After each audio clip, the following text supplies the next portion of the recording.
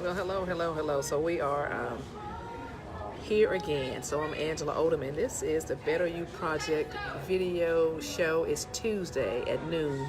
I'm gonna go ahead and get myself together, and we'll start in a minute. I want to make sure I can see the notes. I'm so excited about the topic today. Do the people in your circle clap when you win? Yeah, ooh, all that stuff, right?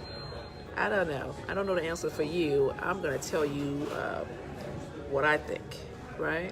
And then I'm really looking forward to your feedback. So we're going to hold up for a minute as I check and make sure we are good to go. Let's see. Again, I'm Angela Odom, and we are right here. Okay, here we go. I can see. All right. So we're working this thing out, right? So and just the Better You Project, you're in the right place if you are focused on topics and events, activities that are uplifting women leaders. Things that's going to propel you to the next level. You might have some questions about, what do I do in this situation? Or you might think you're all alone as you are progressing through your career. So that's what we're doing. We are helping women leaders to win in their career and in their lives. And so it's noon, so let's go ahead and get started. So today's topic, do the people in your circle clap when you win? So let's just take a look at that. Let's think about what that means. First of all, just what's your circle? Do you have a circle? Do you have people in your life? It might be your family, your friends, your loved ones. Could be your work teammates, right?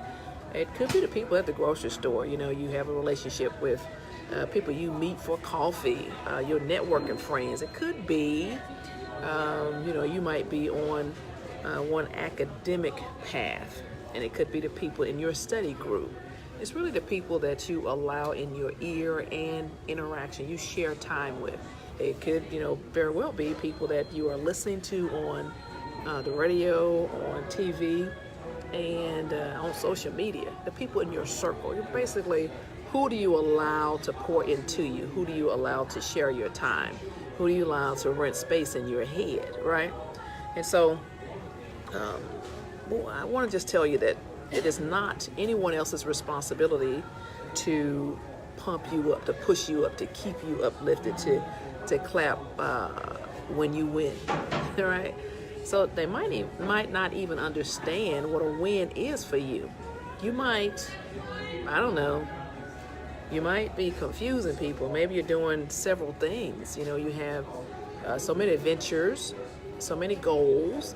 And if you are a person who shares them readily, then perhaps the folks are saying, well, I thought that's what she wanted. Maybe was she working on that also? And then sometimes it is their fear, their limited beliefs that they project on you, the fears, right? Ooh, you might not want to do that. That's not a safe bet. How do you think you can do that? Who are you to do that? All those different questions, right? So you want to make sure that, first of all, that you know whose you are, right? And you understand the source of all the things that you are seeking. The source, not resources, right? Not people patting you on the back. And so the question really is, who validates you? For years and years and years, and really, quite frankly, my mom passed away in 2011, June 2011, and so I lived my life. I still live my life to ensure that I'm the woman she intended me to be, right? Hey, Carrie. So my whole thing is, the first question is, do I really need someone else to clap for me when I win? And, when I'm up or down. But for me, for years, in my head, I want to be the woman that my mom intended me to be, right? Because she always clapped when I won, and when I didn't, she would pick me up and say, hey, you got this, keep going, girl. Right? And so sometimes people might give you feedback, and you might say, oh my God, they're not supporting me, and it could really look like constructive criticism. Some could be flat out haters. Some could be judgment, just foolishness, right? But then again, it could just be constructive criticism. Hey, so I saw that you had an achievement, whatever that might be. You could. I noticed that your waist is smaller. So yeah, I know you've been working out, and it looks like it's paying off. That could be like a high five moment, or it could be one of those. Hey, Lila. It could be one of those situations where you've got mentors, and they are simply giving you advice, and you might need a hug. Who knows, right? So I want you to understand this today on the Better You project. I want you to understand this, that you are responsible for your own success. Whether or not you fail or succeed, it's not up to the other people to pat you on the back. Now, it feels good. It's not up to the other people to pass their judgment. You can do what I do on that, right? But it's up to you of how you deal with it, how you react to it, whether it is positive or negative. Because guess what? Everybody's got their own stuff, right? Everybody's got their own issues, and they've got their own goals, and some might be scared, or some might be, shooting to the sky. So you go ahead, and the way you conduct yourself, I would encourage you to support the other folks. High five, high five, high five. Good job. Any negative thing you have to say about somebody else's pursuit of their goal, keep it to yourself. So that's what you would want for them, unless they are a trusted ally, right? Sometimes people have good intentions. Their delivery is all off. And so what does a clap really look like? So I was talking to my son about this. I was talking to my son, and he said, what, Mom, when people in your circle, people in my circle, I like for them to reveal who they really are on the small things that I do or accomplish. It might just be in basketball, like I might be doing I might make a layup, and then I get back to the bench and like, hey, good job, man. And so he says it's easier because when you do good things, everybody's going to be giving you a high five, right? You shoot that three-pointer, then all kind of people are like, hey, good job, good job. But it's the small things. That's my favorite teenager. He said, then you can see who your real friends are. And I was like, they might not necessarily be real friends, but they might just be good, authentic people. But at the same time, we had a good discussion about that. So I want to encourage you to just, when I was in the Army, we used to do this thing like scan your sector. Thank you, he is wise. Scan your sector. We'd be at the range, preparing to shoot our weapons, fire our weapons, right? Down range. Rounds are going down range. And they'll say, scan your sector, which means look to your, look all the way around you and see what's around you, right? Or that's what I want you to do. I want you to close your mouth and open your eyes and have your ears ready, right? And I want you to just look around at who you have in your circle, first of all. And you will be surprised that the people you don't even know are watching you, and they want to support you. They may not know how. And then the people you think are, bending over backwards to support you, or he would want to bend over backwards to support you rather, then maybe not so much. And so you take an inventory of who you have in your circle, and whether or not they're clapping like, why, or whether they're just saying, hey, good job, it's all good. But more importantly, are they placing obstacles in your way, intentionally? Now that's the thing to watch. If they are creating barriers, then that's the thing to watch. But because they're not, giving you high fives and, big old bear hugs when you do every little thing, like, all the kids in the 4-year-old soccer thing, everybody get a trophy. Well, you don't get a trophy for doing what you're supposed to do. You know what I'm saying? You don't get a trophy for that. And so, well, you don't need a paparazzi around you all the time. You need time to think about what you intend to do. What's your own vision, right? And then go forward. And so whether people are applauding or not, if this is your purpose, if this is what God gave you to do, then get out of your own way and then take action, small action. Keep moving, keep moving, keep moving, right? And then what I would encourage you to do, first of all, is know what you want. I know, right? Like, what is it you want?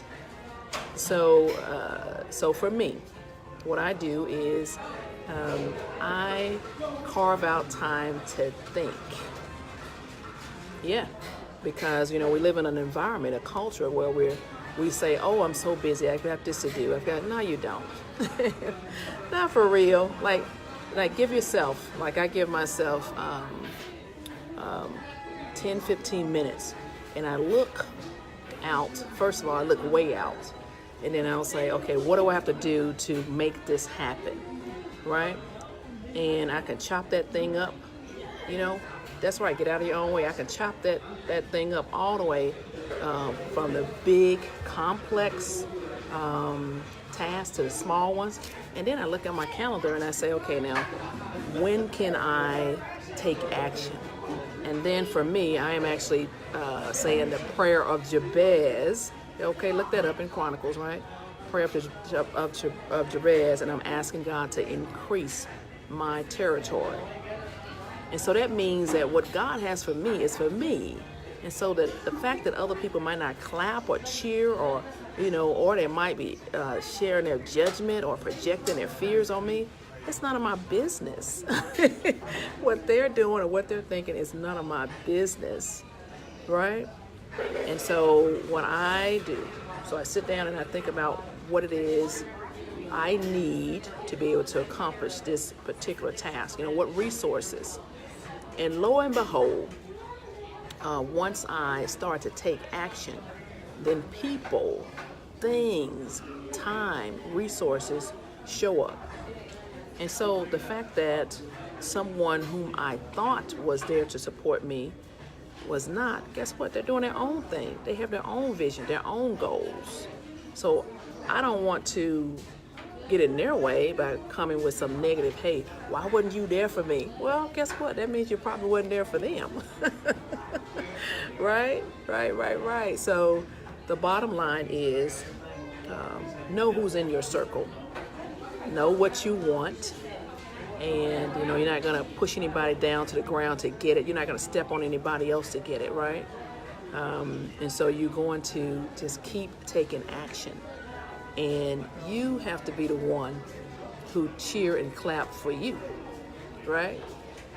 Because if you are in connection with your God, your higher resource, and it is the right thing to do for you, then nothing's going to stop you, right? So that's what I'm talking about. So I just wanted to come in. I hear people talk about how someone else may not be supporting them. And it's different when the person is criticizing or judging or hurting or, emotionally tying that person up. But not the case in most situations. A person is simply seeking validation outside of themselves. And my recommendation is to know what you want and then sit down and take action steps to get there, and stop blaming everybody else, or stop expecting people to come by and kiss you on the forehead right here, or give you a big squeeze, or give you a high five. Guess what? Love yourself. Keep it moving. You can do it. Even when you are frustrated and you might not be making as much traction as you think you should. Nobody owes you anything. That's the truth. Nobody owes you a thing. So look around at your circle. Make sure. I want you to just scan your sector, and I want you to know the people that are in your circle, right? Make sure that they're not placing road hazards in your way, Now, if that's the case, then you probably need to create some distance in between you and that particular person or team of people. Negative folks. But if it's just you and your way, hey, keep moving and clap for yourself. Clap for yourself, and then count me as one of the people who is rooting for you, right? And so that's what I wanted you to hear me say, that you've got this, that whatever that big old goal is, guess what? It's yours. Keep moving forward. And you don't really need anybody's permission to do it, right? You don't need anybody's permission. You don't need anyone saying, oh yeah, of course you can do that. Yeah, you can do it. Don't step on anybody to get it. Let me just tell you this. I think I heard about crabs, right? There was a fisherman. So he had this bucket of crabs with no lid on it, right? A bucket of crabs, no lid on it. And so, he started out early that morning, ran into one of his buddies, and he's like, hey, you got a crab in there. You should put a lid on it. He says, no, if I have one crab in there, then that crab's going to crawl his way out. And, he'll make his way out. But I'm going to put a few more crabs in there, right? And I'm going to put those crabs in, and they're going to claw at one another, and they're not going to allow the other one to get out. Crabs in a bucket, right? You've heard of that. So he said once he puts another crab in there, he doesn't need a lid, because they're going to keep one another in that same situation, reliving the same set of circumstances. So that's, scan your sector to make sure you don't have people like that in your life, right? I love that story. I love that story. So that's what I have been doing, is scanning my own sector. And I'm pretty blessed, because I've already created distances in the people in between me and other people who are, would have put impediments in my way or want to pull me back because, oh my God, I am beyond what they thought I could be. What in the world is that, right? So, or the negative talk or foolishness. Or for them, for me in my particular case, being around people who talk about other people, not doing that. Not doing that. God's got like this big old thing for me to do, and I am on my way. And I would encourage you to just take a look at who's in your circle, and then I want you to clap for yourself, right? Cheer yourself up, and understand the source of the power, right? So there you go. So I'm Angela Odom, and that's what I wanted to just stop and talk to you about today on the Better You Project. This video show every Tuesday at noon, really just discussing topics for women leaders. Sometimes, we think we're alone. We're not alone. We're here to collaborate and to build one another up. And so I want to invite you to join me in the online community. And guess what? It's not on Facebook. So I'm at the very beginning stages. It's like I just found my footing. And I feel pretty good about it, the direction that the Better You Project LLC is moving in. So if you've not already done so, for the people that are watching this on replay, and Lila and Carrie, I know you all are already in the community. And so we're building that thing step by step, brick by brick, with the vision to have a place where women leaders can come and lift one another up and add resources and share resources and help as we all progress in our respective careers. And so that is, just go to angelaodom.com/community. That's pretty easy, right? angelaodom.com/community. And then, you've got to put your name and email address in there, and then it'll take you there. And once you do that, to go back in afterwards, you just go to angelaodom.com/login, LOGIN, login. Okay, well, with that said, if this has been a blessing to you, please share it with other people, and also I look forward to seeing you inside of the online Better You community for women leaders. And I'll see you back here next Tuesday at noon, where we're having I'm interviewing Reverend Daryl Mason.